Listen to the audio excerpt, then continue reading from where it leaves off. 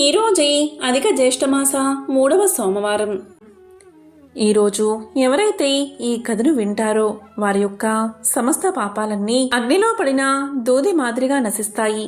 మరి ఆ కథ ఏంటో ఇప్పుడు విందాం. ఒకసారి శివపార్వతులు ఆకాశ మార్గంలో కాశీ నగరానికి వెళ్తున్నారు. వారికి గంగానదిలో అనేక మంది యాత్రికులు స్నానాలు చేస్తూ ఉండడం కనిపించింది. అది చూసిన పార్వతీదేవి శివుడితో ఇలా పలికింది, స్వామి, ఇంతమంది గంగలో స్నానాలు చేస్తున్నారు కదా, నిజంగానే వారి పాపాలు తొలగిపోతాయా? అదే నిజమైతే అందరూ పాపాలు చేసి వాటి ఫలితాన్ని అనుభవించకుండా గంగా స్నానం చేసి పోగొట్టుకుంటారు కదా అనే సందేహాన్ని వెళ్లబుచ్చింది. దీంతో ఈశ్వరుడు చిరునవ్వుతో, దేవి, ఇప్పుడు నేను ఒకటి చెబుతాను, నీవు ఆ విధంగా చెయ్యి, అప్పుడు నీ ప్రశ్నకు సమాధానం దొరుకుతుంది అంటూ ఆమె ఏమి చెయ్యాలో చెప్పాడు. ఆ ప్రకారం పార్వతీదేవి పండు ముత్తైదువ రూపాన్ని ధరించి గంగలో మునిగిపోతున్న ఒక వృద్ధుణ్ణి చూపిస్తూ, దయచేసి నా భర్తను కాపాడండి అంటూ కేకలు వేయసాగింది. ఆ మాటలు విని చాలామంది ఆమె పతి ప్రాణాలు కాపాడడానికి సిద్ధమయ్యారు. అది చూసిన వృద్ధురాలు, అయ్యా, నా భర్తకు ఒక శాపముంది. పాపాత్ములెవ్వరైనా ఆయన్ని ముట్టుకుంటే ఆయన ప్రాణాలు పోతాయి. అదేవిధంగా ఆయన్ను తాకిన వారి తల బద్దలైపోతుంది. అందుకే మీలో పాపరహితులైన వారు మాత్రమే ఆయన్ని రక్షించేందుకు పూనుకోండి అని హెచ్చరించింది. ఆ మాటలు విని అందరూ వెనక్కి వెళ్లిపోయారు. అందులో ఒకే ఒక వ్యక్తి మాత్రం నదిలోకి దూకి కొట్టుకుపోతున్న వృద్ధుణ్ణి రెక్కపుచ్చుకుని తన వీపు మీద ఆయన్ని మోస్తూ ఒడ్డుకు తీసుకొచ్చాడు. వృద్ధురాలు అతనికి కృతజ్ఞతలు చెబుతూనే, నాయనా, నీవు ప్రాణాలకు తెగించి మరీ నా మాంగళ్యాన్ని కాపాడావు. నీవు ఏ పాపాలు చేయలేదా అని అడిగింది. అప్పుడు ఆ వ్యక్తి ఇలా పలికాడు, అమ్మా, నేను ఇంతకుముందే గంగాస్నానం చేసి పునీతుణ్ణి అయ్యాను. పవిత్రమైన గంగాస్నానం చేసి నా పాపాలను పోగొట్టుకున్నాను. అందుకే నీ పతి ప్రాణాలు రక్షించడానికి ప్రయత్నించాను అని చెప్పింది. అప్పుడు పార్వతీ పరమేశ్వరులు ఆ వ్యక్తికి దర్శనమిచ్చి అంతులేని సంపదని ప్రసాదించి తిరిగి వినువీధుల్లో విహరించసాగారు. అప్పుడు పరమేశ్వరుడు, చూసావా దేవి, విశ్వాసం ఉంటే గంగ తప్పకుండా వారి పాపాలను ప్రక్షాళన చేస్తుంది అన్నాడు. అర్థమైందన్నట్లుగా పార్వతీదేవి చిరునవ్వుతో తలపకించింది. పూర్వం ప్రయాగ క్షేత్రానికి సమీపంలో గంగానదీ తీరాన ధర్మకీర్తి అని ఒక నిరుపేద బ్రాహ్మణుడు నివసించేవాడు. అతను వేదాలను చదవకపోయినా అతని నరనరాల్లో ధర్మం, న్యాయం జీర్ణించుకుపోయి ఉండేవి. అతను భిక్షాటనతో జీవిస్తూ తనకు దొరికిన దానిలో పశుపక్షాదులకు కూడా భాగం పెట్టి ఆ తర్వాతే తాను భోంచేసేవాడు. అతని చిన్న గుడిసె చూరులో ఒక చిన్న పిచ్చుక గూడు కట్టుకుని ఉండేది. ఆ పిచ్చుక ప్రతిరోజు ధర్మకీర్తి పెట్టే మెతుకులను తింటూ అతని నిష్కల్మషమైన జీవితాన్ని, అతని దైవభక్తిని గమనిస్తూ ఉండేది. అది సాధారణ పిచ్చుక కాదు. పూర్వజన్మలో ఆ పిచ్చుక అహంకారి అనే ఒక ధనిక వైశ్యుడు. అతను అపారమైన సంపద కలవాడు, కాని పరమలోభి, దైవభక్తి లేనివాడు. అతను ప్రజలందరూ దీపాలు వెలిగించి ఉపవాసాలు చేస్తుంటే వారిని చూసి ఇలా అనేవాడు, ఈ వెర్రి నమ్మకాలతో సమయాన్ని, డబ్బును వృధా చేస్తున్నారు అని ఎగతాళి చేసేవాడు. ఇక ఒక సోమవారం నాడు ఒక నిరుపేద బ్రాహ్మణుడు అతని ఇంటి ముందు ఆకలితో సొమ్మసిల్లి పడిపోయాడు. అహంకారి అతన్ని చూసి పనిచేయకుండా, దేవుడి పేరు చెప్పి తిరిగితే ఇలానే పడి ఉంటారు అని కసురుకుని కనీసం మంచినీళ్లు కూడా ఇవ్వకుండా లోపలికి వెళ్లిపోయాడు. ఇక ఆ బ్రాహ్మణుడు ఆకలితో అక్కడే ప్రాణాలు విడిచాడు. ఈ మహాపాపం వల్ల అహంకారి మరణానంతరం యమలోకానికి చేరుకున్నాడు. ఇక యమలోకంలో చిత్రగుప్తుడు ఇలా పలికాడు, నీవు ధనం ఉండి కూడా ఆకలితో ఉన్నవాడికి అన్నం పెట్టలేదు. నీవు ఒక జీవి యొక్క ప్రాణం కంటే నీ సంపదకే ఎక్కువ విలువని ఇచ్చావు. అందుకే నీవు ఎవరికీ ఉపయోగపడని, ఎవరి దయాదాక్షిణ్యాలపైనో ఆధారపడి బతికే ఒక చిన్న పిచ్చుకగా జన్మిస్తావు. నీవు ఎప్పుడైతే నిస్వార్థమైన దానం, భక్తి యొక్క విలువ గ్రహించి ఒక పుణ్యకార్యానికి కారణం అవుతావో అప్పుడే నీకు విముక్తి లభిస్తుంది అని శపించాడు చిత్రగుప్తుడు. ఆ విధంగా అహంకారి తన పూర్వజన్మ స్మృతితో ఒక పిచ్చుకగా జన్మించి ధర్మకీర్తి గుడిసెను చేరాడు. ఇలా ఉండగా పవిత్రమైన సోమవారం నాడు ధర్మకీర్తి యథావిధిగా గంగాస్నానాన్ని ఆచరించి ఉపవాసముండి శివనామస్మరణతో తన గుడిసెకు తిరిగి వచ్చాడు. ఆ రోజు అతను భిక్షాటనకు వెళ్ళలేదు. ఈ రోజు నా శివయ్యకు నా ఉపవాసమే నైవేద్యమని భావించాడు. అతను గుడిసెలో శివ ధ్యానంలో కూర్చున్నాడు. ఇక ఆకలితో ఉన్న ఆ పిచ్చుక రోజూలాగే అతను మెతుకులు వేస్తాడని ఎదురు చూసి చూసి విసిగిపోయింది. దానికి విపరీతమైన ఆకలిగా ఉంది. అది గుడిసెలో ఒక చిన్న మూలాన వెలిగించి ఉన్న ప్రమిదను చూసింది. ఆ ప్రమిదలో ఎవరో భక్తులు దానంగా ఇచ్చిన ఆవు నెయ్యి ఉంది. ఆ నెయ్యి వాసనకు ఆకలితో దానికి నోరూరింది. ఆ నెయ్యిని తాగాలి అనే ఆశతో అది ఎగిరి ఆ ప్రమిద యొక్క అంచుపై వాలింది. అది నెయ్యిని తాగడానికి ప్రయత్నిస్తున్నప్పుడు దాని రెక్క దీపపు వత్తికి తగిలి ఆరిపోయే స్థితిలో ఉన్న దీపం ఒక్కసారిగా ప్రకాశవంతంగా వెలగడం మొదలుపెట్టింది. అదే సమయంలో దాని రెక్కకు కూడా నిప్పు అంటుకుంది. భయంతో అది గిలగిలా కొట్టుకుంటూ గాలిలోకి ఎగిరింది. కాలిపోతున్న రెక్క గుడిసె పైకప్పుకు అంటుకుని ఆ పాత గుడిసె ఒక్కసారిగా బగ్గున మనడం మొదలుపెట్టింది. ఇక ధ్యానంలో ఉన్న ధర్మకీర్తి వేడికి పొగకు ఉలిక్కిపడి లేచాడు. తన గుడిసె కాలిపోతుందని గ్రహించి ప్రాణభయంతో బయటకు పరుగులు తీశాడు. ఆ మంటల్లో ఆ చిన్న పిచ్చుక కాలి బూడిదైపోయింది. ఇక పిచ్చుక ప్రాణం విడిచిన మరుక్షణం ధర్మకీర్తికి ఒక అద్భుతం ఎదురైంది. అతని ముందు ఒక దివ్యమైన తేజోవంతమైన ఆత్మ నిలబడి మానవ భాషలో మాట్లాడడం మొదలుపెట్టింది. ఓ పుణ్యాత్మ, భయపడకు. నేను నీ గుడిసెలో నివసించే పిచ్చుక ఆత్మను. నా పేరు అహంకారి. నీ గుడిసె కాలిపోవడానికి నేనే కారణం. నన్ను క్షమించు అని తన పూర్వజన్మ వృత్తాంతాన్ని, తాను పిచ్చుకగా ఎందుకు పుట్టానో మొత్తం వివరించింది. ఈరోజు నేను ఆకలితో తెలియక ఆ శివదీపాన్ని ఉద్ధరించాను. ఆ పుణ్యఫలంగా నాకు ఈ పిచ్చుక జన్మ నుంచి విముక్తి లభించింది. శివదూతలు నన్ను శివలోకానికి తీసుకువెళ్ళడానికి వస్తున్నారు. కానీ నాదొక చివరి కోరిక ఉంది. నా కథ, నేను చేసిన పాపం, నేను పొందిన ప్రాయచిత్తం లోకానికి తెలియాలి. సోమవారం నాటి దీపపు మహిమ అందరికీ అర్థం కావాలి. దయచేసి నీవు నా ఈ కథను ప్రజలకు, పురాణకారులకు వివరించు. ఇదే నేను నీకు చేసిన అపకారానికి నీవు నాకు చేయవలసిన ఉపకారం. ఈ మాటలు చెబుతూ ఉండగాని ఆకాశం నుంచి దివ్యమైన సంగీతంతో ఒక పుష్పక విమానం కిందకు వచ్చింది. అందులో శివగణాలు ఉన్నారు. అదే సమయంలో మరోవైపు నుంచి భయంకరమైన రూపాలతో యమదూతలు కూడా అక్కడికి వచ్చారు. వారు ఆ పిచ్చుక ఆత్మను పాశంతో బంధించడానికి ప్రయత్నించారు.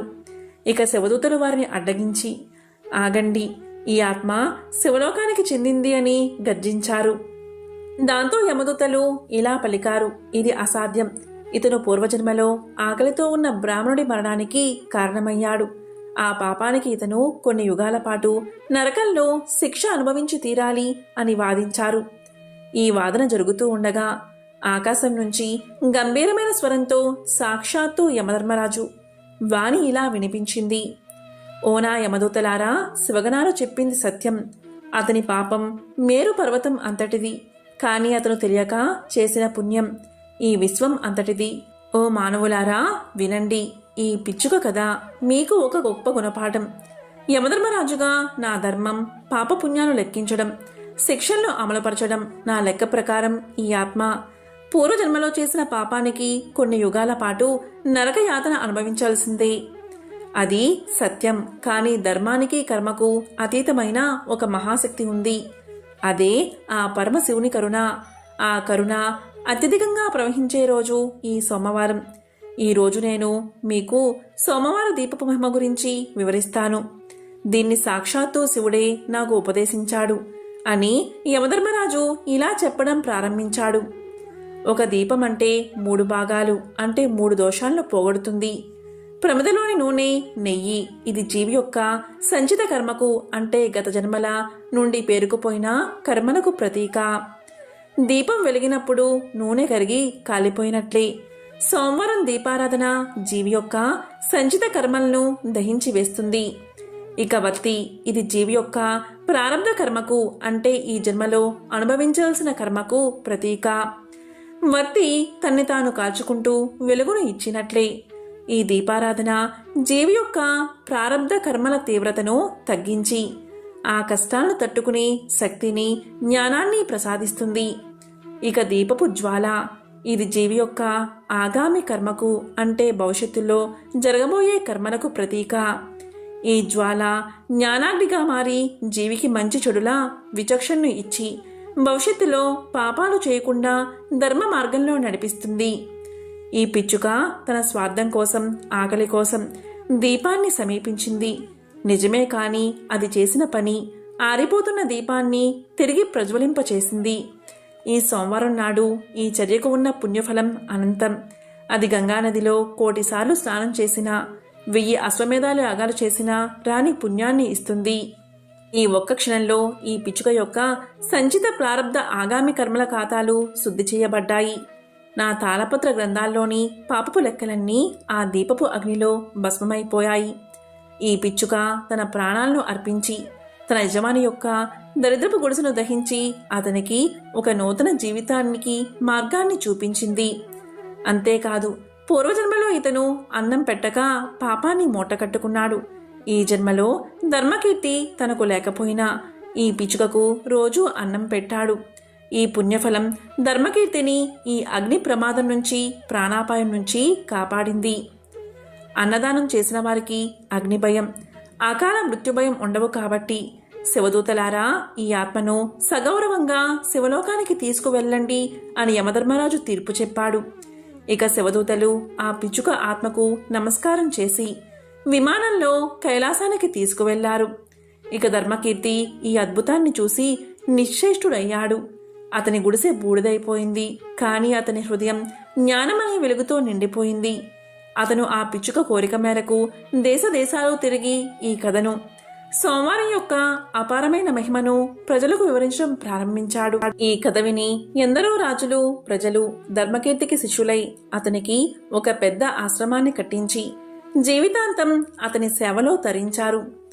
ఈ కథను ఇప్పటి వరకు పూర్తిగా భక్తి శ్రద్ధలతో ఎవరైతే వింటారో వారికి ఆ మహాశివుడి సంపూర్ణ అనుగ్రహం లభిస్తుంది. శివ అనగా కల్మషం లేనివాడు అని అర్థం. శివుడి 12 క్షేత్రాల్లో జ్యోతిర్లింగాలుగా పూజలు అందుకుంటున్నాడు. జ్యోతిర్లింగాలలో ద్వితీయ జ్యోతిర్లింగం, అష్టాదశ శక్తిపీఠాల్లో 6వ శక్తిపీఠం. ఈ రెండూ కలగలిసిన దివ్య క్షేత్రమే శ్రీశైల క్షేత్రం. ఈ నల్లమల్ల అడవుల్లో అమ్మవారు, అయ్యవారు స్వయంభూగా వెలిశారు. శివుడు మరియు శక్తి ఇద్దరూ ఒకే చోట ఉండడం వల్ల ఈ ప్రదేశం శివశక్తి క్షేత్రంగా పేరుగాంచింది. ఈ ప్రాంతంలో శిలాదుడు అనే మహర్షి శివుడి గురించి ఘోర తపస్సు చేయగా పరమశివుడు ఆ మహర్షి తపస్సుకు మెచ్చి ప్రత్యక్షమై వరం కోరుకోమని అడిగాడు. అప్పుడు శిలాదుడు ఇలా పలికాడు: స్వామి, నాకు నీ వరం చేత పుత్రుడు పొందేలా వరాన్ని ప్రసాదించు అని కోరుకున్నాడు. శివుడి వరప్రభావం చేత శిలాదుడికి నందీశ్వరుడు, పర్వతుడు అని 2 కుమారులు జన్మించారు. వీరిలో పర్వతుడు స్వామివారి గురించి మరలా తపస్సు చేశాడు. అప్పుడు మహాశివుడు ప్రత్యక్షమై నీకు సాయుధ్య ముక్తిని ఇస్తున్నాను అని వరాన్ని ప్రసాదించాడు. అప్పుడు పర్వతుడు స్వామికి నమస్కారం చేసి, పరమేశ్వర, నీవు నన్ను పర్వతంగా మార్చి నా మీదే నువ్వు కొలువు ఉండేలా, నాయందు 3,000,000 దేవతలు, సర్వతీర్థములు, సమస్త ఔషధాలు నివసించేలా వరాన్ని ప్రసాదించు అని కోరాడు. అది విని శంకరుడు, ఎందుకు అలాంటి వరం కోరుకుంటున్నావు అనగా ఆ పర్వతుడు ఇలా చెప్పాడు: నేనొక్కడినే తరించడం కాదు, ఇక్కడికి వచ్చిన ప్రతి భక్తుడు తరించేందుకు అనువుగా ఈ వరాన్ని కోరుతున్నాను అని సమాధానం చెప్పాడు. ఈ తీర్థాలలో స్నానమాడిన వారికి సమస్త పాపాలు నశించాలి. ఇక్కడ లభించే ఔషధాలతో ఎటువంటి రోగమైనా నశించాలి. శ్రమ కోర్చి వచ్చిన వారందరూ నీ దర్శనాన్ని, అనుగ్రహాన్ని పొందాలి. అందుకే ఈ వరం కోరుతున్నాను అని పర్వతుడు తెలియచేశాడు. దీనికి బోలాశంకరుడు సంతోషించి వరాన్ని ప్రసాదించాడు. శివుడు లింగ రూపంలో ఇక్కడ అవతరించాడు.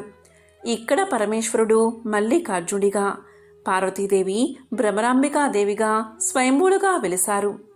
స్వామివారిని మల్లికార్జునుడు అని పిలవడానికి ఒక పురాణ కథ ఉంది. పూర్వం తల్లిదండ్రులపై కోపగించిన కుమారస్వామి కైలాసం నుండి వచ్చి క్రౌంచ పర్వతానికి చేరుకున్నాడు. ఆ పర్వతమే నేడు శ్రీశైలం అయినది. కుమారస్వామి వచ్చి ఉన్న చోట మద్ది చెట్టుకు మల్లెతీగ అల్లుకుని ఉన్నది. కుమారుడి కోసం వచ్చిన శంకరుడు ఆ చెట్టు కిందని లింగ రూపంలో వెలిసాడు కనుక స్వామిని మల్లికార్జునుడు అని పిలుస్తారు. అర్జున వృక్షము అంటే మద్ది చెట్టు. మరొక కథ ప్రకారం పూర్వం చంద్రవంశపురాజు అయిన చంద్రగుప్తుని కుమార్తె చంద్రావతి శివుడి పరమ భక్తురాలు. ఎప్పుడూ శివుణ్ణి ధ్యానిస్తూ గడిపేది. ఆమె భక్తికి మెచ్చిన పరమశివుడు సతీ సమేతుడై సాక్షాత్కరించి ఏమరం కావాలో కోరుకోమని అడగగా అంత చంద్రావతి, స్వామి, నేను మీ శిరముపై ఉంచిన మల్లెపూల దండ ఎన్నటికీ వాడిపోకుండా ఉండేలా వరం ప్రసాదించమని కోరింది. అప్పుడు ఆ దండను శివుడు గంగా చంద్రమంకల మధ్య ధరిస్తాడు. శిరమున మల్లెపూల దండ ధరించాడు కాబట్టి స్వామివారికి మల్లికార్జునుడు అనే పేరు వచ్చింది అని చెబుతారు. పూర్వం అమ్మవారు తపస్సు ఆచరించి పరమేశ్వరుణ్ణి ఇక్కడికి వచ్చి తన్ను వివాహం ఆడవలసిందిగా ప్రార్థించారు. అందుకు స్వామివారు ఒక వృద్ధుని రూపంలో వచ్చి ప్రత్యక్షమయ్యారు. అమ్మవారు, స్వామి, ఏమిటి ఈ అవతారం అని ప్రశ్నించగా, నేను అనాది నుంచి ఉన్నవాడను, నా రూపమిదే, ఇష్టమైతే వివాహం చేసుకో అని తెలిపారు. అందుకు అమ్మవారు, మహాదేవా, మీ తత్వం నాకు తెలియనిది కాదు, మీ మనోహరత్వం నాకు బాగా తెలుసు, మీరు ఏ రూపంలో ఉన్నా నాకు ఆమోదమే అని తెలిపి స్వామిని వివాహం చేసుకుంది. అలా వచ్చిన స్వామి వృద్ధ మల్లికార్జునుడు. నేటికీ లింగ రూపంలో ప్రధాన ఆలయానికి కుడివైపున ఉంటారు. బ్రహ్మగిరి పర్వతం మీద ఒక క్రూరుడైన వేటగాడు ఉండేవాడు. అతను రోజూ పక్షులను, జంతువులను చంపేవాడు. అంతేకాదు, బ్రాహ్మణులు కూడా చంపేవాడు. ఒకరోజు అతను వేటకు వెళ్ళి చాలా పక్షుల్ని, జంతువుల్ని చంపాడు. కొన్ని పక్షుల్ని బోనులో ఉంచాడు. అతను అడవిలో చాలా దూరం వెళ్ళాడు. అందువల్ల తన ఇంటికి చాలా దూరంలో ఉన్నాడు. రాత్రి కాగానే వర్షం కూడా పడింది. అతను ఆకలి దప్పికలతో బాధపడుతున్నాడు. అంతేకాదు, అడవిలో దారి కూడా తప్పాడు. అప్పుడు అతను ఒక చెట్టు దగ్గర గడపాలి అనుకున్నాడు రాత్రంతా. కానీ భార్యాబిడ్డలు జ్ఞాపకం వచ్చారు. ఆ చెట్టు మీద చాలా కాలం నుండి ఒక పావురం తన కుటుంబంతో నివసిస్తూ ఉంటుంది. ఆడ మగ పావురాలు ఆహారం కోసం బయటకు వెళ్ళాయి. కొంతసేపటికి మగ పావురం తిరిగి వచ్చింది. కానీ ఆడ పావురం తిరిగి రాలేదు. అది వేటగాడి చేతిలో చిక్కి బోనులో బంధించబడి ఉంది. మగ పావురానికి ఈ విషయం తెలియక దుఃఖించసాగింది. మగపావురం ఏడుపు బోనులో ఉన్న ఆడపావురం విన్నది. తాను అక్కడే ఉన్నట్లుగా మగపావురానికి తెలియచేసింది. అప్పుడు మగపావురం కిందకి వచ్చి ఆడపావురాన్ని చూసింది. పక్కన వేటగాడు నిద్రపోతూ కనిపించాడు. ఇప్పుడు నిన్ను విడిపిస్తాను అంది మగపావురం. దానికి ఆడపావురం, వద్దు, నీకు తెలుసు కదా, ఒక జీవి మరొక జీవికి ఆహారం అవుతుంది. ఇది ప్రకృతి నియమం. ఇందులో వేటగాడి తప్పులేదు. అతను తన ఆహారాన్ని సంపాదించుకుంటూ ఉన్నాడు. అతను మనకు అతిథి. అతని కోసం మన శరీరాలు ఇవ్వడం మన ధర్మం అని పలికింది. నిజమే, నాది అజ్ఞానమే. మనం అతిథికి సేవ చేయాలి, అంతేకాని మనది అంటూ ఏదీ లేదు అని చెప్పింది మగపావురం. ఆడపావురం మగపావురంతో, చూడు, వేటగాడు చలికి ఎలా వణికిపోతున్నాడో, ఎంతో బాధపడుతున్నాడు. మనం మంట వేయాలి, కాబట్టి నువ్వు వెళ్ళి ఆకుల్ని పోగు చేసి మంటను రాల్చు అని పలికింది. అప్పుడు మగపావురం కొమ్మలు తెచ్చి ఎండుటాకులు పోగు చేసి మంటను రగిల్చింది. వర్షం కూడా ఆగిపోయింది. వేటగాడు మంట వద్ద కూర్చున్నాడు. ఇప్పుడు నేను ఆ మంటలో పడి ఆత్మహత్య చేసుకుంటాను. నా మాంసం అతనికి ఆహారం అవుతుంది అని చెప్పింది ఆడపావురం. వద్దు, నేను అతిథికి ఆహారం అవుతాను అంటూ మగపావురం అగ్నిలోకి దూకింది. అప్పుడు వేటగాడు ఆ సంభాషణంతా విని ఆశ్చర్యపోయాడు. అప్పుడు ఆడపావురం తనని విడిపించమని వేటగాడిని కోరింది. అతను ఆడపావురాన్ని విడిపించగా అది కూడా అగ్నికి ఆహుతి అయ్యింది. స్వార్థరహితమైన వాటి చర్యకు సంతోషించి స్వర్గం నుండి ఒక విమానం వచ్చి వాటిని తీసుకుని వెళ్ళింది. ఇదంతా చూసిన వేటగాడు తన పాపాలకు ఎంతగానో పశ్చాత్తాపపడ్డాడు. మీరు స్వర్గానికి వెళ్తున్నారు, వెళ్లే ముందు నా పాపాలకు ప్రాయశ్చిత్తం ఎలా కలుగుతుందో తెలియజేయండి అని కోరాడు. అప్పుడు పావురాలు వేటగాడుకి ఇలా చెప్పాయి. వేటగాడా, గౌతమి నదికి వెళ్ళి 15 రోజులు దానిలో స్నానం చెయ్యి, నీ పాపాలు తొలగిపోతాయి అని చెప్పాయి. అప్పుడు వేటగాడు ఆ పావురాల జంట చెప్పినట్లుగానే స్నానాన్ని ఆచరించి పాప విముక్తుడు అయ్యాడు. పావురాలు ఆత్మాహుతి చేసుకున్న ప్రదేశం కాబట్టి దీనినే కపోత తీర్థము అంటారు. ఇక మరొక కథ విందాం. పూర్వం అనంతుడు అనే నాగునికి మణినాగుడు అనే కొడుకు ఉన్నాడు. గరుడు పాములకు శత్రువు. మణినాగుడు ఒకసారి శివుడి గురించి తపస్సు చేసి గరుడ పక్షి నుంచి తనకు హాని కలగకుండా ఉండే వరాన్ని పొందాడు. అప్పట్నుంచి గరుడ పక్షిని చూసినా కూడా అతను భయపడలేదు. ఇది గరుడికి చాలా విచిత్రంగా తోచింది. అప్పుడు గరుడు మణినాగుని చంపలేకపోయినా అతన్ని బందీ చేసేశాడు. ఒకసారి నంది మహాశివుడితో ఇలా పలికాడు, ప్రభు, ఈ మధ్య మణినాగుడు కనిపించడం లేదు. గరుడు అతనికి ఏమీ హాని చేయలేదు కదా అని పలికాడు. దానికి శివుడు ఇలా సమాధానం చెప్పాడు, ఏం జరిగిందో ఎవరికి తెలుసు, విష్ణువుని ప్రార్థించమని సలహా ఇచ్చాడు. అప్పుడు శివుడు చెప్పినట్లుగా నంది విష్ణువును ప్రార్థించగా విష్ణువు మణినాగుని విడిచిపెట్టమని గరుడికి తెలియచేశాడు. అప్పుడు గరుడు విష్ణువుతో ఇలా పలికాడు, ప్రభు, ఇది అన్యాయం. ఇతరులు తమ సేవకులను చాలా బాగా చూసుకుంటారు, సేవకులకు బహుమతులు కూడా ఇస్తారు. చూడండి, శివుడు నందిని పంపి తన భక్తుడైన మణినాగుని విడిపించమన్నాడు. మరి మీరు నాకు ఎప్పుడూ కూడా బహుమతులు ఇవ్వలేదు. నా అంతటా నేను సంపాదించుకున్న దానిని కూడా మీరు విడిచిపెట్టమంటున్నారు. ఇదేమైనా బాగుందా? రాక్షసులతో మీరు యుద్ధం చేసేటప్పుడు నేనే కదా మీకు వాహనంగా ఉంటున్నాను. నా పరాక్రమం చేతనే వారు ఓడిపోతున్నారు, కానీ మీరే వారిని ఓడించారు అని గర్వపడుతున్నారు అని పలికాడు గరుడు.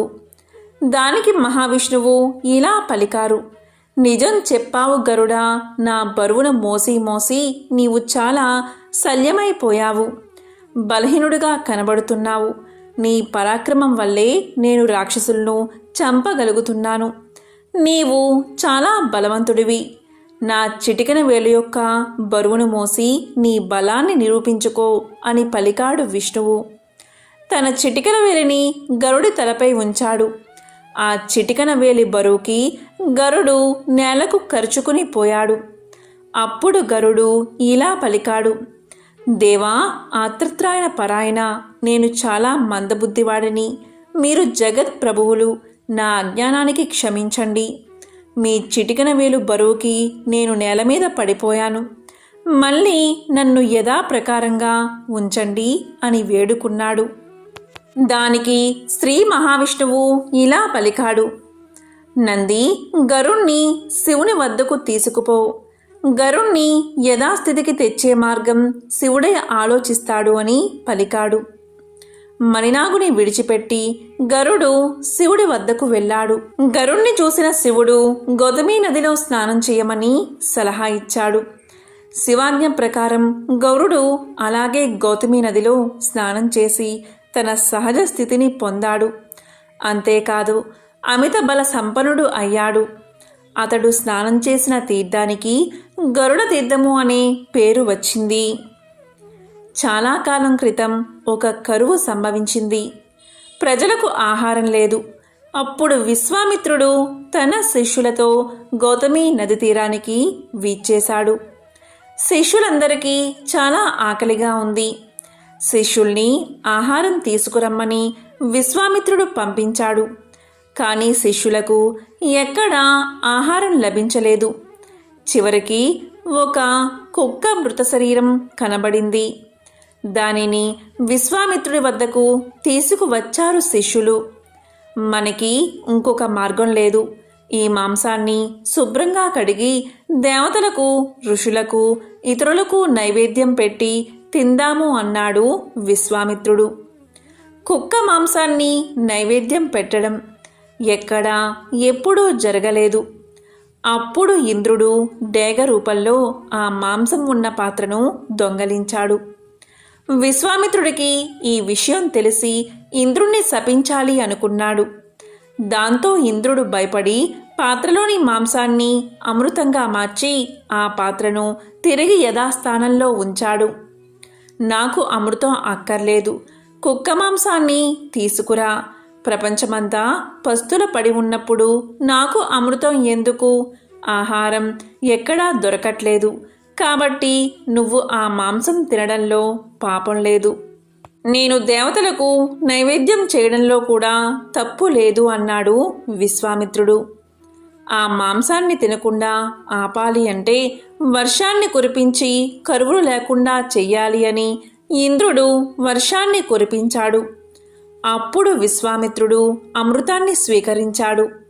ఇది జరిగిన ప్రదేశమే విశ్వామిత్ర తీర్థం. మరొక విశేషమైన కథను ఇప్పుడు విందాం. పూర్వం ప్రతిష్టానపురాన్ని సూరసేనుడు అనే మహారాజు పరిపాలిస్తూ ఉండేవాడు. అతనికి సంతానం లేదు. సంతానం కోసం ఎన్ని ప్రయత్నాలు చేసినా ఫలించలేదు. చివరికి అతనికి ఒక సర్పం కనిపించింది, అంటే పాము కనిపించింది. అతను ఎవరికీ తెలియకుండా రహస్యంగా పామును పెంచాడు. పాము పెద్దది అయిన తర్వాత మనిషిలాగా మాట్లాడడం ప్రారంభించింది. కొంతకాలానికి ఆ పాము వేద శాస్త్రాలను అధ్యయనం చేసింది. యుక్త వయసు రాగానే తండ్రితో ఇలా పలికింది: తండ్రి, నేను వివాహం చేసుకోవాలి అనుకుంటున్నాను. నేను వివాహం చేసుకుని కుమారుణ్ణి కనకపోతే నాకు నరకం తప్పదు. కాబట్టి నాకు వివాహం చెయ్యండి అని కోరింది.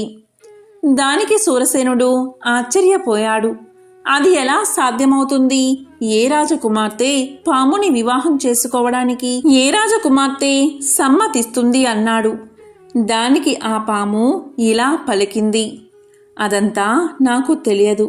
నాకు వివాహం కావాలి, లేకపోతే నేను ఆత్మహత్య చేసుకుంటాను. వివాహాలు అనేక రకాలు క్షత్రియ ధర్మం ప్రకారం. కాబట్టి ఒక రాజకుమార్తెను తీసుకువచ్చి నాకు వివాహం జరిపించండి అన్నాడు.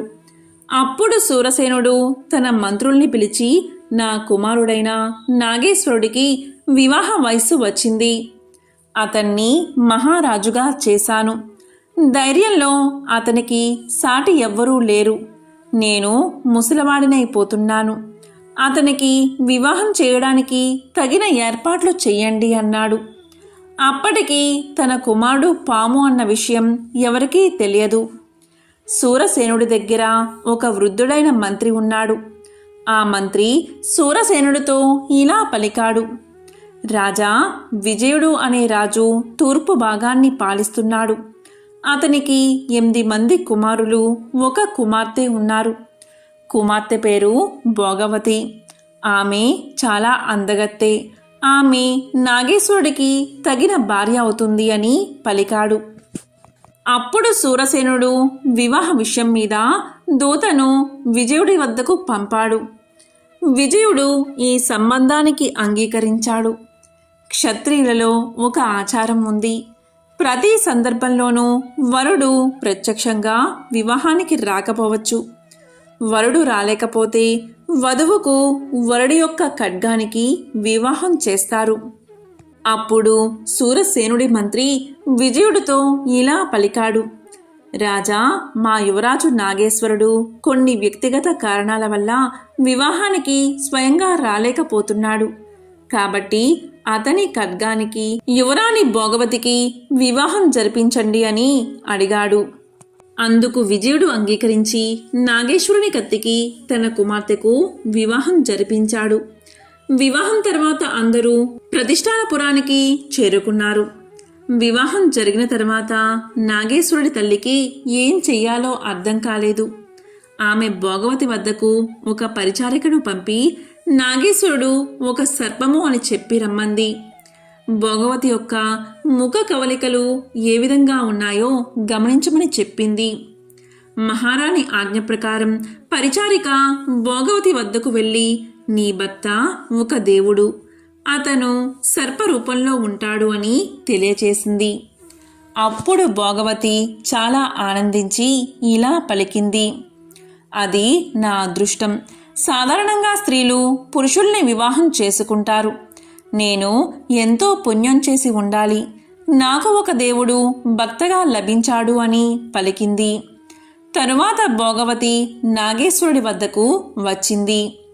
ఆమెను చూడగానే నాగేశ్వరుడికి తన పూర్వజన్మ గుర్తుకు వచ్చింది.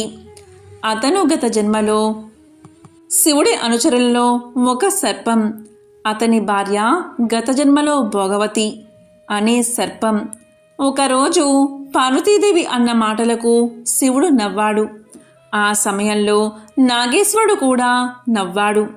అప్పుడు శివుడికి ఆగ్రహం కలిగి సర్పరూపం కలిగిన మానవుడిగా భూమిపైన జన్మించమని నాగేశ్వరుణ్ణి శపించాడు. చేసిన తప్పుకు నాగేశ్వరుడు పార్వతీ పరమేశ్వరుల కాళ్లపై పడి క్షమించమని ప్రార్థించగా, శాప విమోచనాన్ని తెలియచేయమని ప్రార్థించగా శివుడు ఇలా పలికాడు, గౌతమి నదిలో స్నానం చేస్తే నీకు విముక్తి కలుగుతుంది అని తెలియచేశాడు. ఈ విషయమంతా నాగేశ్వరుడికి ఇప్పుడు గుర్తుకు వచ్చింది.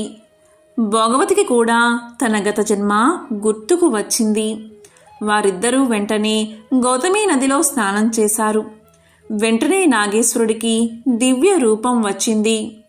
సూరసేనుడి మరణానంతరం నాగేశ్వరుడు రాజ్యాన్ని పరిపాలించాడు. గౌతమి నదీ తీరంలో శివాలయాన్ని నిర్మించాడు. దీనినే నాగతీర్థము అని పిలుస్తారు. భోగవతి మరణించాక, నాగేశ్వరుడు మరణించాక వాళ్ళిద్దరూ కైలాసానికి చేరుకున్నారు. ఒకసారి దేవతలకు రాక్షసులకు యుద్ధం జరిగింది.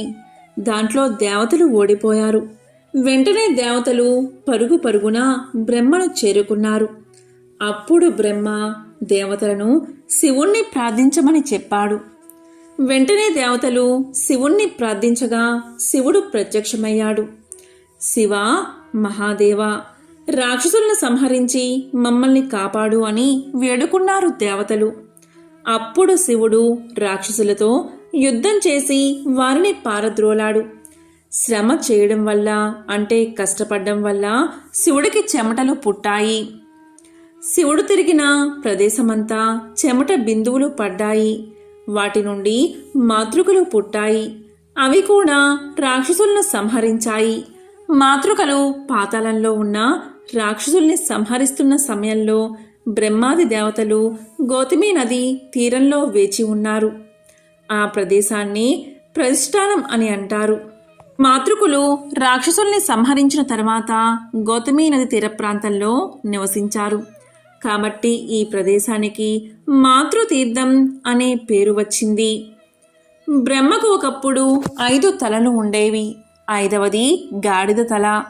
రాక్షసులు పాతాళానికి పారిపోతూ ఉండగా గాడిద తల రాక్షసులతో, మీరు ఎందుకు పారిపోతున్నారు? వచ్చి దేవతలతో యుద్ధం చెయ్యండి, నేను మీకు సహాయం చేస్తాను అని పలికింది. బ్రహ్మ అలా ఎందుకు అన్నాడో దేవతలకు అర్థం కాలేదు.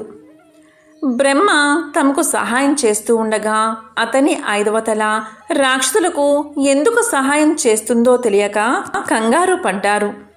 అప్పుడు దేవతలు విష్ణుదేవుడి వద్దకు వెళ్ళి బ్రహ్మ 5వ తలని ఖండించమని కోరారు. అప్పుడు విష్ణువు ఇలా సమాధానం చెప్పారు, మీరు చెప్పినట్లు నేను చేయగలను, కానీ ఒక సమస్య ఉంది. తెగిన తల నేల మీద పడితే భూమి నాశనం అవుతుంది. మీరు ఈ సమస్యని పరిష్కరించడానికి శివుణ్ణి ప్రార్థించండి అన్నాడు విష్ణువు. దేవతలు శివుణ్ణి ప్రార్థించారు. 5వ తల ఖండించడానికి శివుడు అంగీకరించాడు. కానీ తెగిన తలని ఏం చెయ్యాలి? దాన్ని భరించడానికి భూమి సమ్మతించలేదు, సముద్రాలు కూడా అంగీకరించలేదు. చివరకు శివుడే దాన్ని భరించాలి అనుకున్నాడు. శివుడే స్వయంగా బ్రహ్మ 5వ తలను ఖండించాడు. ఆ ప్రదేశాన్ని రుద్రతీర్థము అంటారు. 5వ తల ఖండించవేయడం వల్ల బ్రహ్మ చతుర్ముఖుడు అంటే 4 ముఖాలు కలవాడయ్యాడు. గౌతమి నదీ తీరంలో బ్రహ్మకు ఒక ఆలయం ఉంది. ఆ ప్రదేశాన్ని బ్రహ్మతీర్థము అని పిలుస్తారు. ఎంతో పవిత్రమైన విశేషమైన ఈ కథలను సోమవారం రోజు విన్నా, చదివినా, చెప్పినా, వినిపించినా సకల శుభాలు కలుగుతాయి. జన్మల దోషాలు తొలగి కోటి జన్మల పుణ్యం వస్తుంది. ఓం నమః శివాయ. ఓం నమో నారాయణాయ.